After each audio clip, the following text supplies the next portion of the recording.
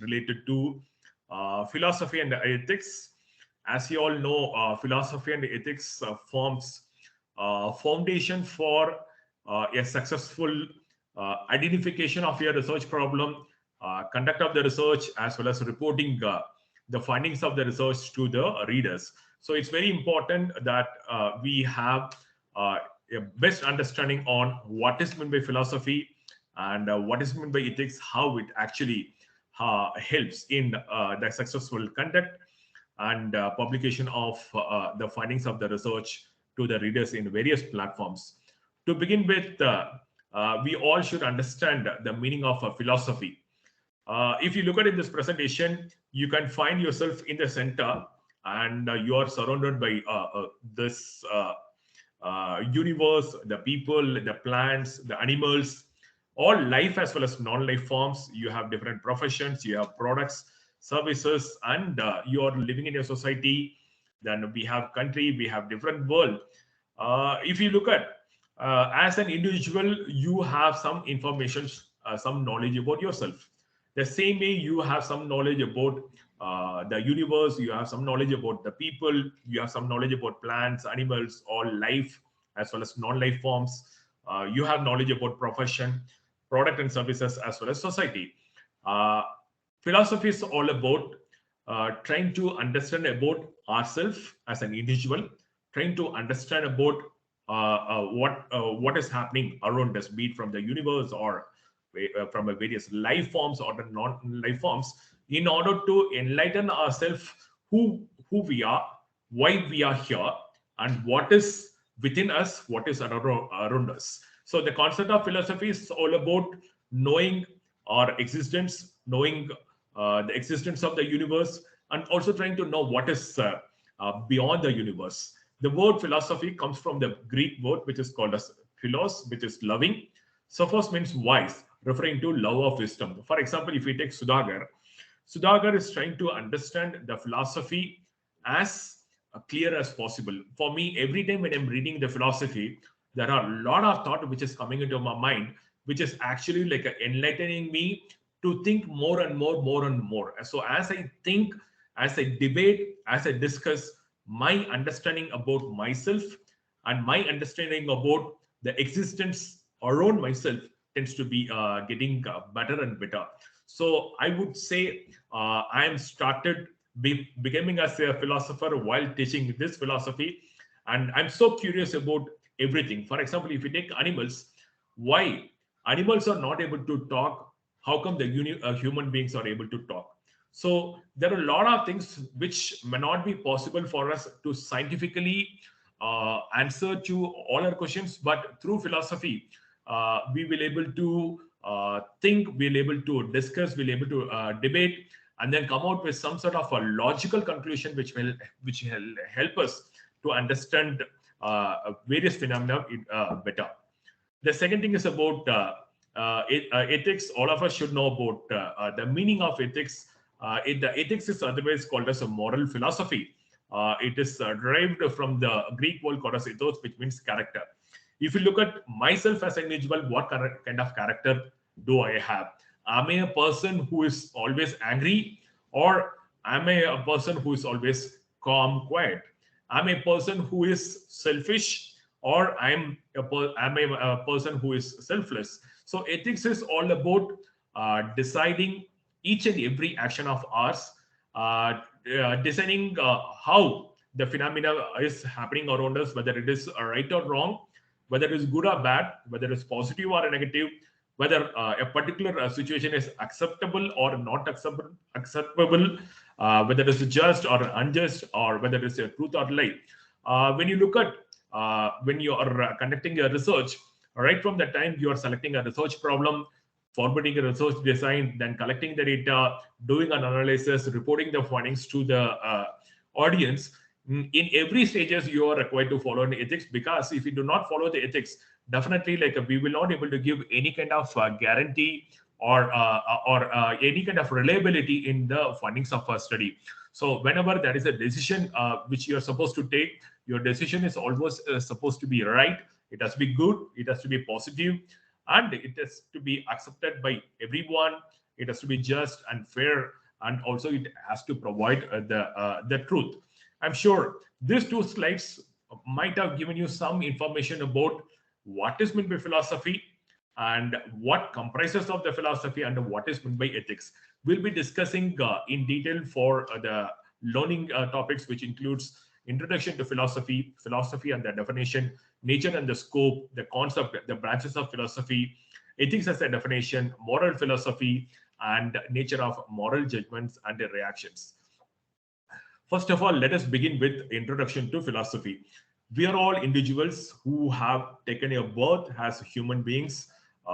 Some are male, female, and other third genders. And where we come from, whether we have come from the universe or whether we have come from our father and mother, how our existence come into picture. As I mentioned in the meaning of philosophy, how this universe was actually formed, who created the universe, is there something called as God? If there is God, who created God? How people have come into existence, how the plants came into existence, how there is a relationship between people and the planets, people and the plants. Also, like it's one of the most interesting questions which can be answered through philosophy, and also it can be answered in a scientific way. If you look at the picture on the right hand side, there are human beings, there are animals, all right? The dogs can think, human beings also can think. But if you look at human beings also have these senses, and the dog also have these senses. Human beings have sight, hearing ability, taste, touch, and smell. Even dog also have the senses, but human beings are the only creature who can actually try to understand, think, and then speak. The wild animals cannot able to speak. So as human beings, we are blessed to not only have the ability to think, but also ability to speak, so that we can able to understand better. So when you talk about philosophy, it is not restricted only to an individual, but it covers everything. It covers about the universe, how the star is formed, why the star is formed, why there are different planets are there. If you look at people is concerned, we have male, female, we have third gender. Why there is a gay, why there is a lesbian, there are transgender. How come there are different types of gender came into existence? When you look at the plants, there are different varieties of plants are there. And what is the relationship between the plants and the human beings as a people? And we have different type of animals. We have pet animals, and we have animals which are living in the forest. There are the cool animals, there are dangerous animals, and there are different life forms there, which includes both the living as well as non-living forms. Who created all of this? And every day there are different professions are coming in. What is the need of all these professions? We have a lot of product and services. We are living in a society, so there are a lot of things which are happening. There are few things can be explained in a scientific way by collecting the data, analyzing the data, and reporting the findings. But there are few things cannot be explained in a scientific way, but that can be possible to explain by using the concept of philosophy. If you look at the bottom picture, which is on the right hand side, which talks about human language is culturally transmitted and taught. As human beings, we are able to learn a language, we can able to think, we can able to communicate, whereas wild animals will not be in a position to learn. They may be having their sign language, or they may be having the language which human beings may not be knowing about it. Other animals communicate largely with their sign. They are born knowing about it. So right from the time when the animal is born, they know their language, they know their signs, they know how to communicate to each other. But as human beings, still we really do not have an understanding how the animals and human beings can communicate. But using philosophical concept, we can able to understand why human beings are able to talk, why the animals are not able to talk. Is there any kind of relationship? Everything is possible for us to understand better using the concept of philosophy. Let us understand the definition of philosophy. Philosophy is an activity people undertake when they seek to understand fundamental truths about themselves, the world in which they live in, and the relationship to the world and to each other. As I explained in the previous slide, you as an individual, you are trying to understand about yourself. Who am I? Why I have born in this world? What is my purpose? How long I'm going to live in this world before I die? What I'm supposed to do it? What are my roles and responsibilities? All those things can be actually like possible for us to understand using the concept of philosophy. Not just about ourselves, but also we can able to understand about the universe, the people, the plants, animals, all life and non-life forms. Sometimes I used to wonder why the professions have to be different.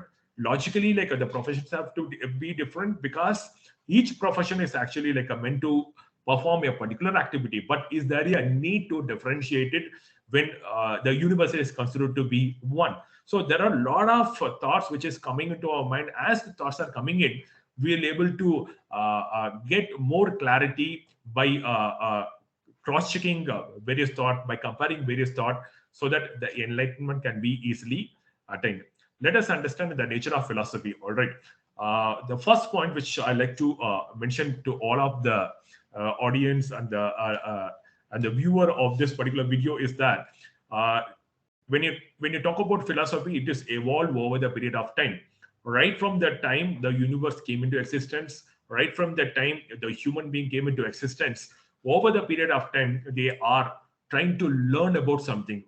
In the beginning time, like there was no language, there were no weapons, there was no concept of food as such. But over the period of time, the human beings or animals, including the plants, have evolved. So even if you look at it in the philosophy also, right from the time our human beings came into existence in this planet until today, we are actually evolving. What is considered to be a knowledge, what is considered to be an understanding today, after 10 years, it is going to be maybe completely different because of various scientific advancements, or it could be because of various enlightenment. So the first point when it comes to the nature of philosophy is it is evolved over the period of time, and it is evolving. It will continue to evolve. What we are considering as positive today may not be holding us positive tomorrow because of various reasons. And philosophy covers right from cosmos to the life. It's not just about human beings. As I mentioned earlier, it covers everything. It covers how the universe was formed. Was it formed because of the light, or whether it's formed because of the sound? How the evolution have actually happened, and it also takes care of various, not just the life forms but also the non-life forms. And the third point which I like to mention is philosophy is always dynamic. What I mentioned as a dynamic is today I'm talking about philosophy from this perspective. Tomorrow I may be learning something. I may be getting some sudden thought, and the way how I look at the philosophy may be different. So it's always dynamic. We cannot say that this is what is the end.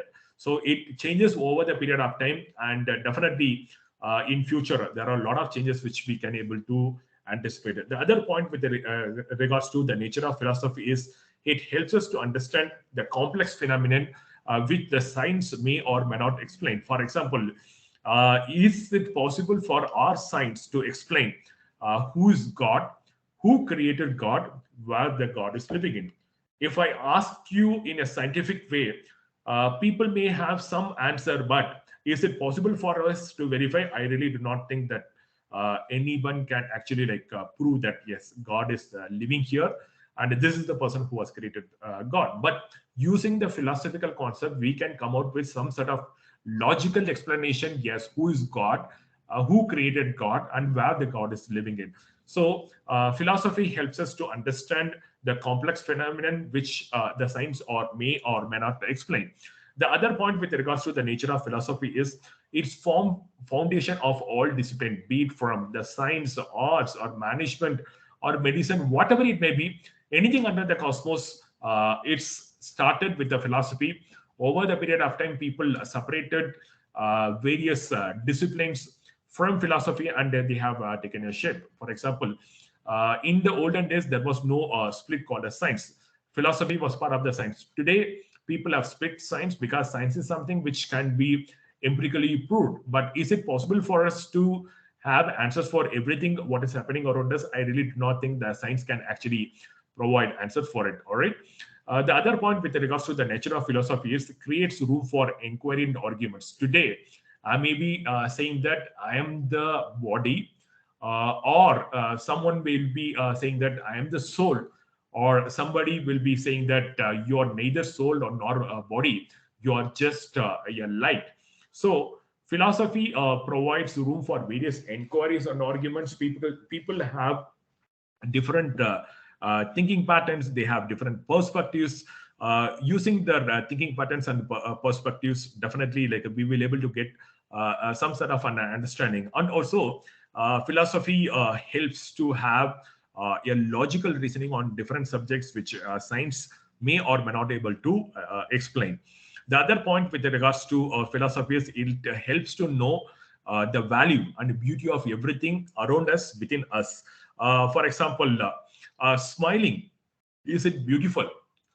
Smiling, is it valuable? Definitely. When you are smiling, you are spreading positivity to the people. And definitely, it is going to uplift the energy. So smile as value, and when I smile, the way how I'm actually projecting my smile to the people,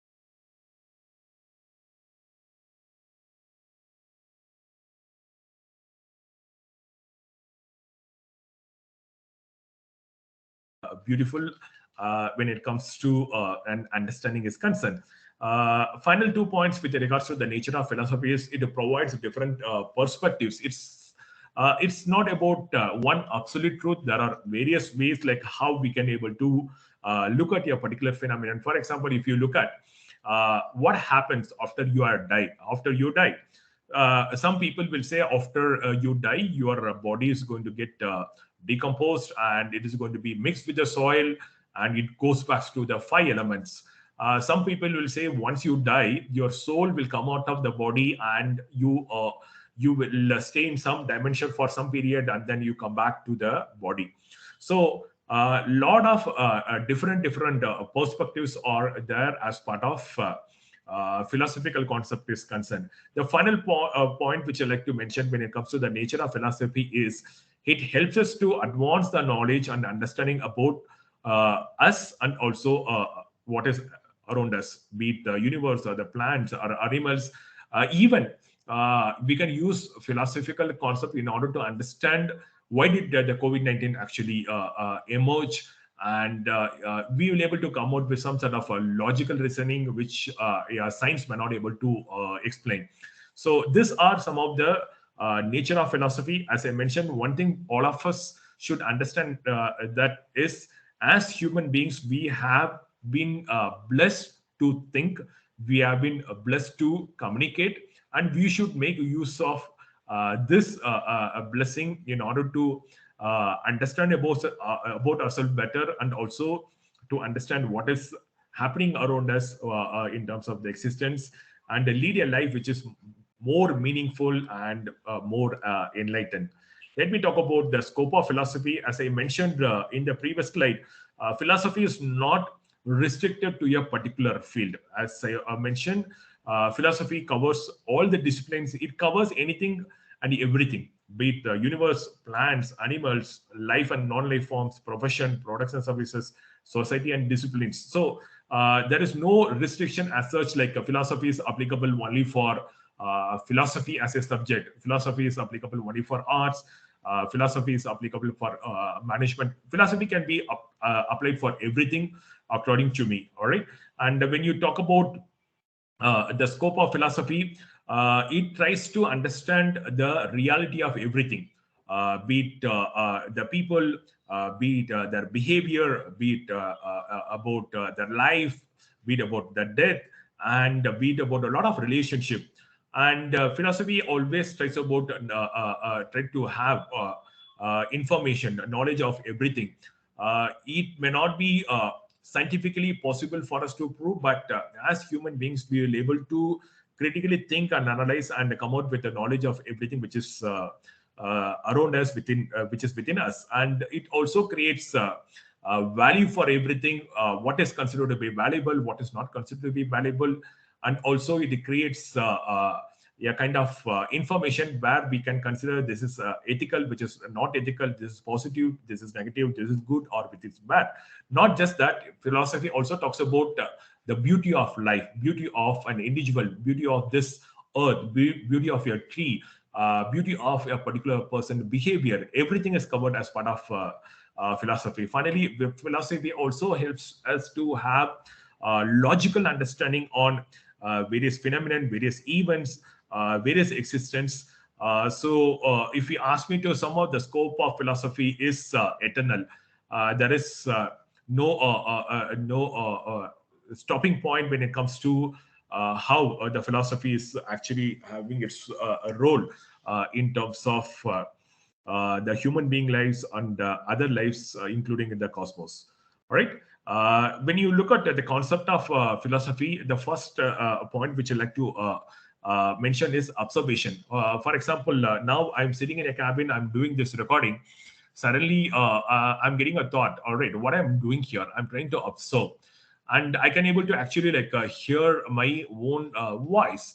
When I'm hearing my own voice, I'm actually thinking that how come there is an echo which is happening. So this is all about observation. So when you talk about the concept of philosophy, first thing is all about observing about ourselves, observing about what is happening around ourselves, which helps us to think. So the second point is thinking. Once I know that there is an echo which is happening in this room, it is because the room is completely closed and there is nothing else which is happening. Only my voice is coming. So I am actually thinking. Then I'm asking the question, how it is possible for an echo to happen? Is it because of the sound, or is it because of the space, or is it because of any other factor which is contributing to it? And then I will involve in deep inquiries, and I will be involving in asking various questions in terms of sorting out whatever the various thoughts which is coming into my mind. Apart from that, whenever I get an opportunity, I'll be discussing. I'll be saying that I was recording a video in your room, and my echo of voice could be easily heard, and what could be the reason for it. And people can able to share their own experiences in the past or in the present, and with that we will able to come out with some sort of an understanding, some sort of an agreement, and we also can able to come out of a logical reasoning, which will help us to have an enlightenment. Why the echo happens? Why can't the echo happen in an open space? Why it is happening in a closed space? And we will try to research this again. So the concept of philosophy lies in the first is in the observation. Once you observe, you start thinking. Once you start thinking, you ask questions. You will ask questions to yourself. You'll able to ask questions to the people who are around us, and you will start connecting inquiries, and which will lead to various debates. And sometimes people will agree, sometimes people may not agree, they will disagree it. Finally, you will use some sort of logical evidences which will help us to understand various phenomena better. Coming to the different branches of philosophy, there are different branches of philosophy, starting from metaphysics. You have epistemology, you have axiology, and logic. When we talk about metaphysics, the word metaphysics is referred to. Meta means something which is beyond, and physics is the nature. All right. So it talks about all the existence and what is beyond the existence also. It may not be possible for us to scientifically verify each and every information or a knowledge or a data what is reported as part of the metaphysics philosophy, but it will help us to get to an understanding on various phenomena and the existence. The second thing is called as epistemology. Here, in the epistemology, episteme means knowledge, logy means a study of or a science. So, how we are able to understand what is considered to be a knowledge. For example, in the metaphysics, if I'm going to say that the universe was created by a process called as Big Bang, I'm saying that under metaphysics philosophy, I'm saying that the universe was created by a light. I'm saying that the universe was created by a sound. But under the epistemology, you will ask, how do I know that the universe was created by a Big Bang? Or how do I know that the universe was created by a light or by a sound? Do I have any kind of scientific evidences for it? So epistemology provides us information on knowledge on what we know, how do we know, and what we know is right or wrong. Coming to the third branch of the philosophy, which is called as axiology. Axiology talks about value. If we have a particular information, if we have a particular knowledge, if we have a particular understanding, what is the value of it in terms of the ethical value, in terms of the beauty value? So axios means value, logy means science or a study of. The fourth thing is all about logic. All right. When we have some information, our mind is always in a position to think, is it logically correct? If I'm going to say now, like now it is the night time, will you agree to that? You will not agree. You will be saying that no, it is still bright. The sun is there and the atmosphere is bright. It cannot be a night. But if I'm going to close the door, and if I'm not going to have given you any kind of access to know what is happening around, how it is around, and if it is completely dark, if I'm going to tell you yes, it is night today, probably like you may be agreeing to it. So in the philosophy, the last branch talks about logic. Whatever we are having as a knowledge, whatever we are having as an information, is it logical? Is it providing some sort of reasoning, or it is providing any kind of justification? So these are the three, not three, these are the four branches of philosophy is concerned. One is the metaphysics, epistemology, axiology, as well as the logics. Metaphysics is all about general and abstract questions about everything from cosmos to life. As I've been mentioning earlier, as part of the philosophy is concerned, there is nothing called as not covered under philosophy. For example, under metaphysics, people would ask, is there a God? Who created God? Whether the universe was created by God or by Big Bang? How the world began? What happens when it comes to our life after our death? What is time? If you ask scientifically, people may come out with the different perspectives, but is it possible to prove everything? Who created God, or what happens to the life after the death?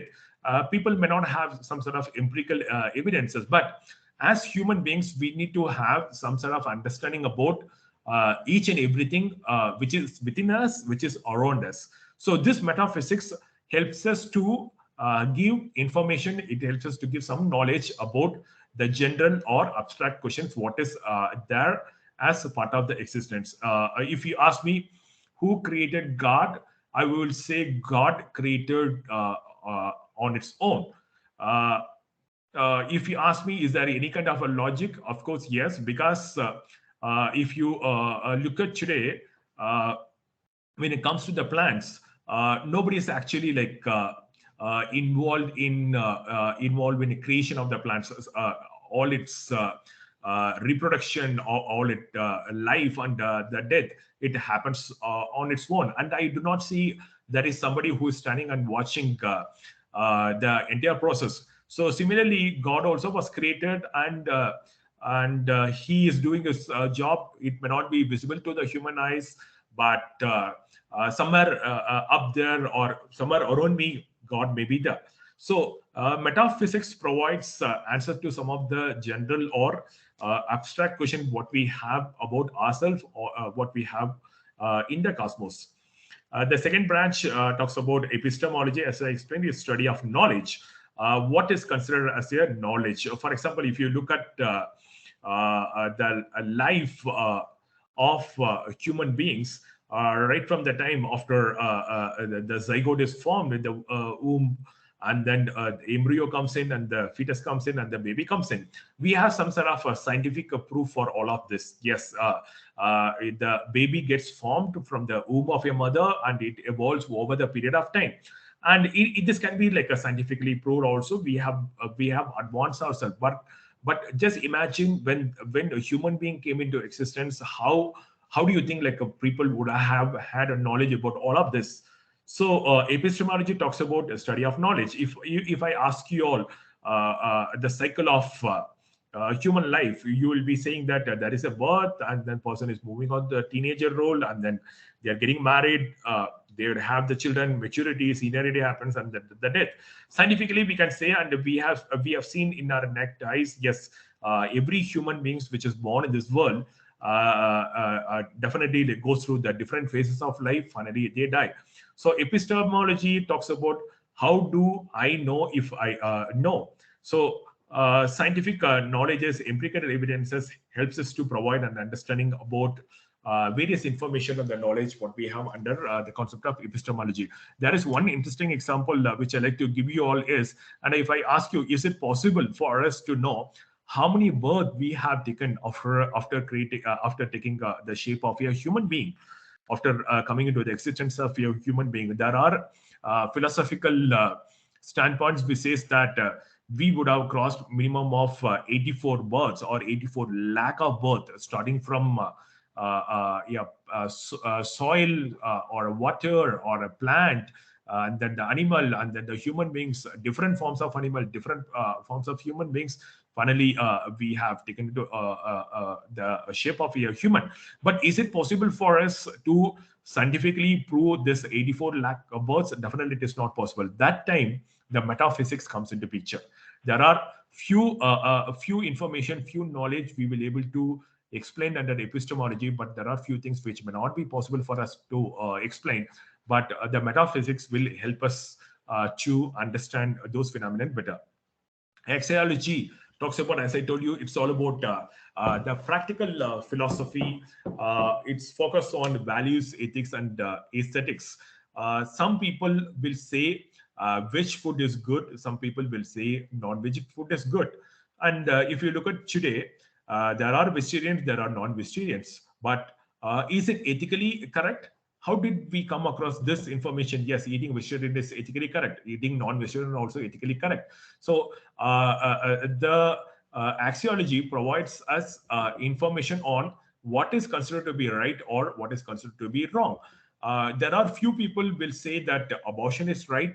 Few people will say abortion is wrong. But how are we considering what is considered to be right, what is considered to be wrong when it comes to the abortion is concerned? If you look at the picture which is given below, one side people are praying cow as a god. The other side, people are slaughtering the cow, and they are having a good meal out of the cow meat. But if you look at from the axiological point of view, like somewhere down the line, we'll have to draw. Yes, this is acceptable. This is not acceptable. This is good. This is bad. This is positive, or this is negative. For one side of the people, worshipping the cow is valuable and it is considered as a beauty.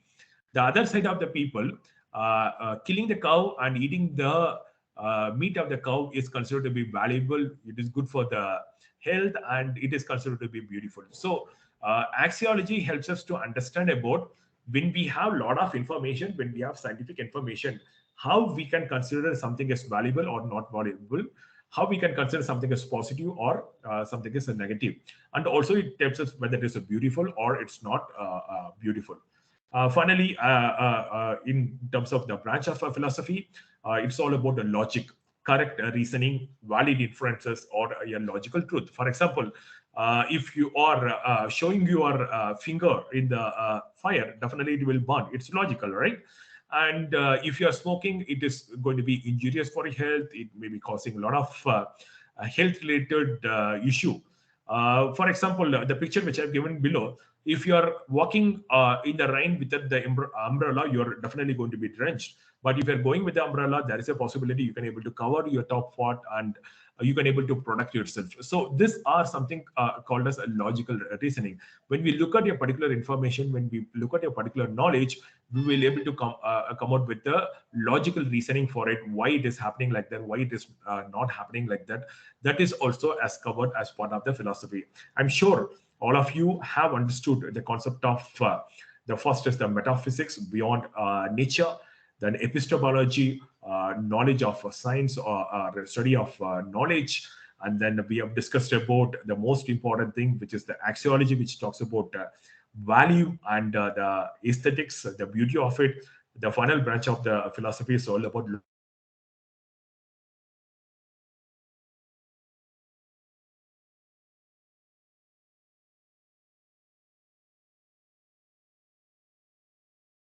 the definition of the ethics is ethics examines the rational justification for our moral judgments. It studies what is morally right or wrong, just or unjust. In a broader sense, ethics reflects on human beings and their interaction with the nature. and with other humans on freedom, on responsibility, and on justice. For one person, eating non-vegetarian is bad, but the other person eating non-vegetarian is good. For one person, uh, uh, in terms of abortion is concerned, it is good. For one person, it says abortion is bad. So we are all supposed to come out with some sort of morally accepted by all, based on certain clause, which will help us to take a decision in the most easiest manner. Coming to the difference between ethics and morals, ethics are something which refers to the rules that a social system provides with. The rules which says that do not eat beef, but it is up to us whether to eat beef or not to eat the beef.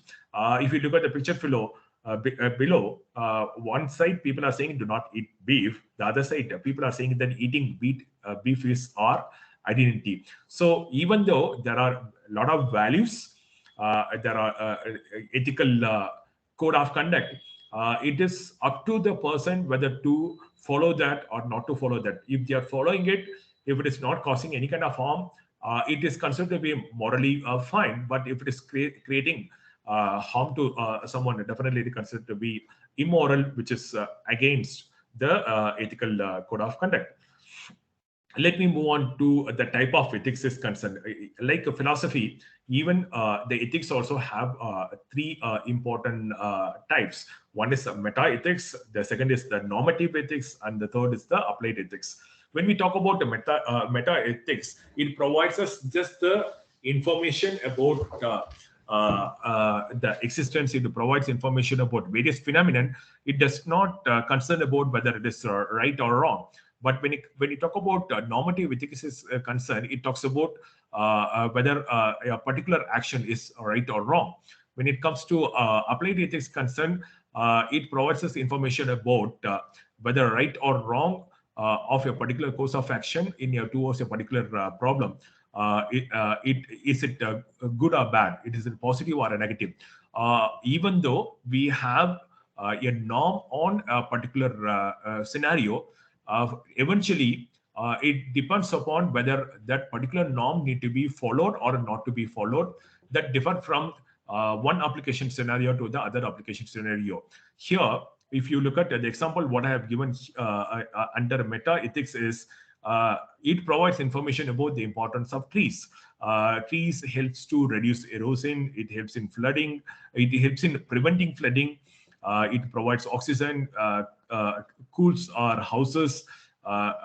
It provides medicine, fruit, removes carbon dioxide. And there are also a statement which is mentioned under meta ethics. It costs $38 trillion to create oxygen for 6 months for all human beings on Earth. It means if we spend all the money in the world, we cannot create oxygen for 6 months only for all human beings on Earth.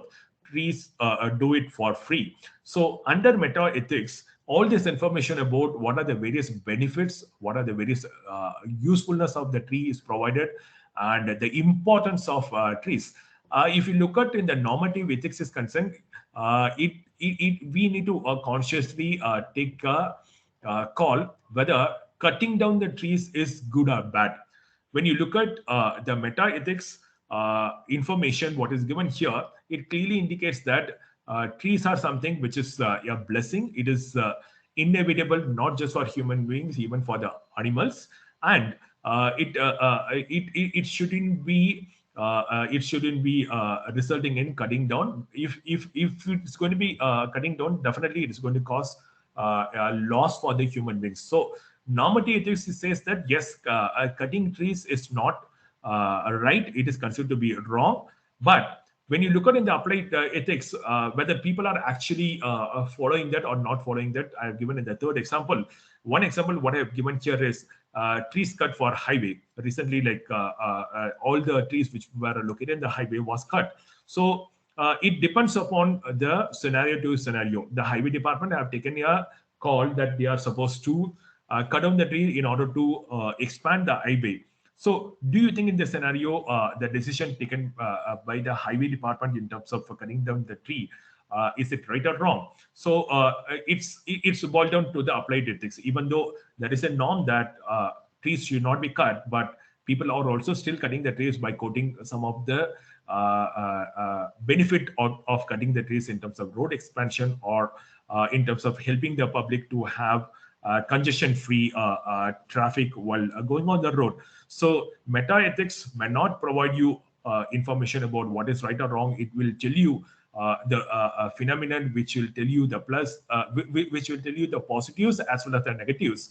The normative ethics sets the tone, whether it is right or wrong, positive or negative, or good or bad. And based on the applied ethics, based on a particular scenario, based on a particular context, we decide whether should we follow the norm or not to follow the norm. If we follow the norm, why should we follow? If we do not want to follow norm, why we should not follow the norm? These are the various types of ethics is concerned. I'm sure all of you would know about it. So let us understand the concept of moral philosophy. All right. As I explained earlier, ethics tells us what is right or wrong, but the moral philosophy also tells us like what is right or wrong. It depends upon an individual how they are going to adhere to the moral philosophy. Moral philosophy is the branch of philosophy that contemplates what is right or wrong. It explores the nature of morality and examines how people should live their life in relation to others. It provides a clear indications on as human beings how we are supposed to monitor our each and every action, ensuring that it is not causing any kind of harm to ourselves as well as for the people around us, as well as for the planet and each and every existence. All right. Let us understand about the nature of moral judgments. When we talk about the moral judgments, its nature is very, very complex. What is good for me may not be good for others. The one example which I like to give here is eating vegetarian is good for me. But if I ask you, you will say that eating vegetarian is good, but however, eating non-vegetarian also is good. So it's very, very complex when it comes to taking a judgment on various scenarios, and it is very, very dynamic. Those days, people mention that eating cow is bad, but even today, there are a few religious people or also who is not supposed to eat cow or the beef. They are still eating. So it's dynamic. It's changes over the period of time based on various scenarios, based on various experiences. And in terms of nature of the moral judgments, it is context based. It's definitely based on a context. What is applicable for an hospital, what is applicable for an IB, it could be definitely different. When it comes to the moral judgment is concerned, we'll have to choose the best available choice, what is there on the particular point of time. And it has to be supposed to be rational and logical, and it should minimize the risk to the self as well as to the others, and it should be acceptable as per the code of conduct. It is acceptable as per the human beings expectation is also concerned, and also you should align with the legal code of conduct. Reaction to moral judgment: whenever we are about to take a decision, we'll have to ensure that harm is eliminated and the care is given. Acceptance is explored, then trying to have rejection. Good is ensured when compared to bad. And it also depends upon in the individual perception and the societal perception. Whenever you take a decision, for example, you are taking a decision considering that a particular scenario is harmful and you do not want to do it, and it differs from individual to individual how they are perceiving your decision. So whenever we take a decision, we'll have to ensure that we are able to balance it. So it's definitely based on an individual perception as well as a societal perception. And we will have to balance between the emotion as well as legal regulations. Just because we are emotional about something, it does not mean that we'll have to just follow it. And also we'll have to consider what is the legal code of conduct which needs to be followed. And almost all the judgment what we take, what is considered to be positive for us, it may be negative for someone else. But over the period of time, when we are looking at the overall outcome, we'll come to know whether the decision what we have taken is positive or negative.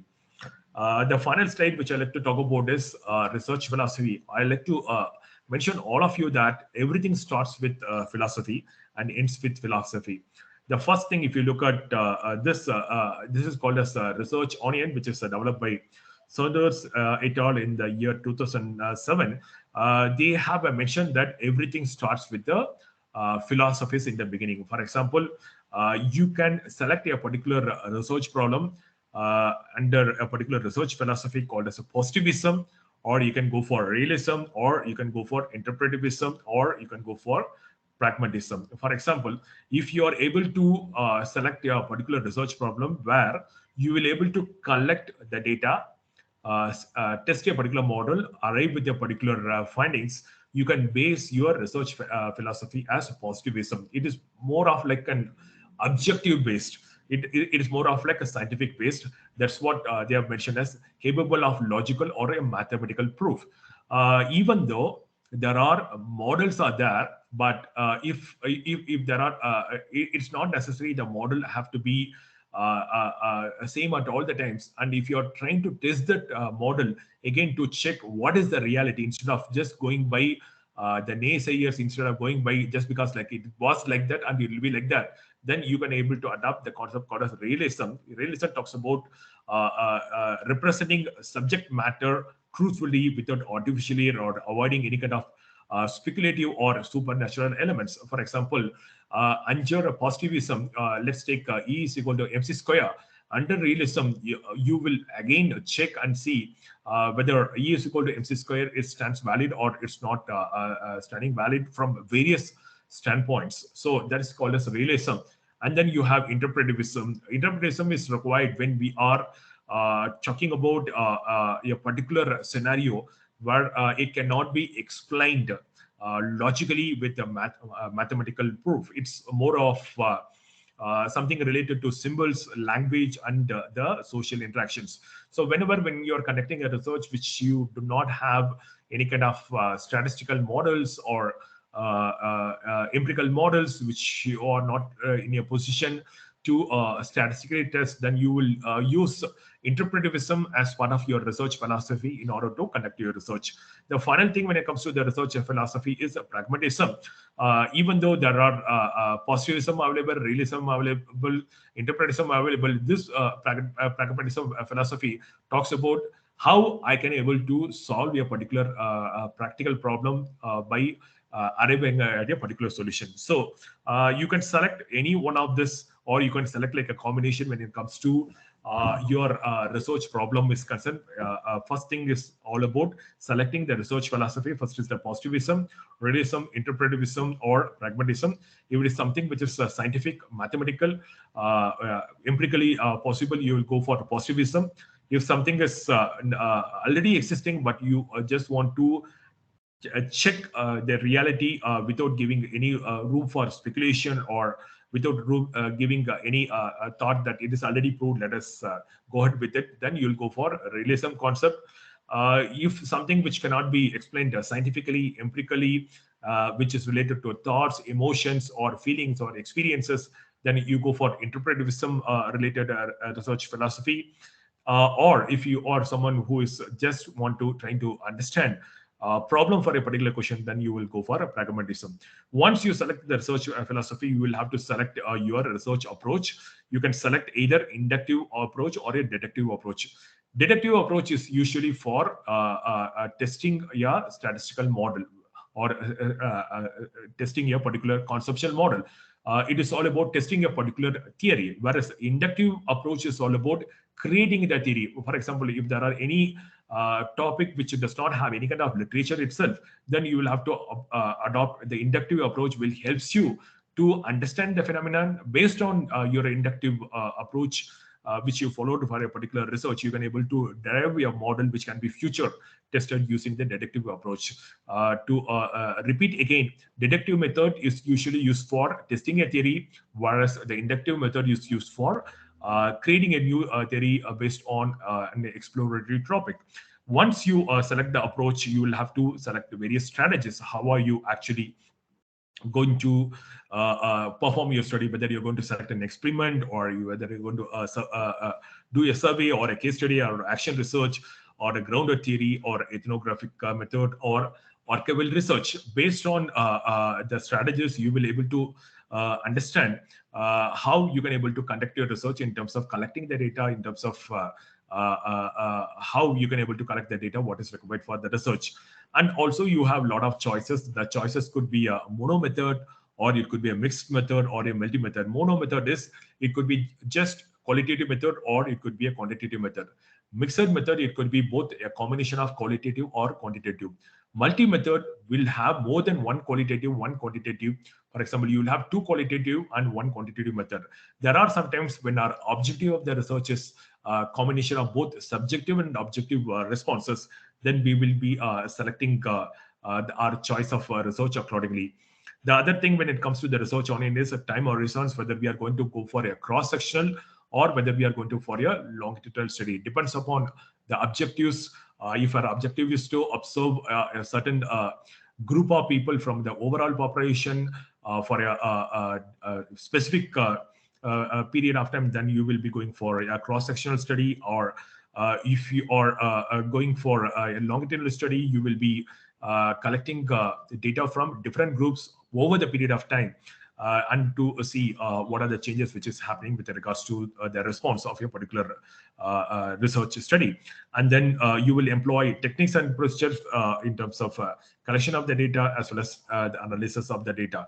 To sum up, almost all the research, it should start with the philosophy and it should end with the philosophy. Once you analyze the data, there are few of the findings can be explained using the empirical evidences, but few of the findings cannot be used using empirical evidence. Then again, you will take the support of the philosophy in order to explain the findings of your study.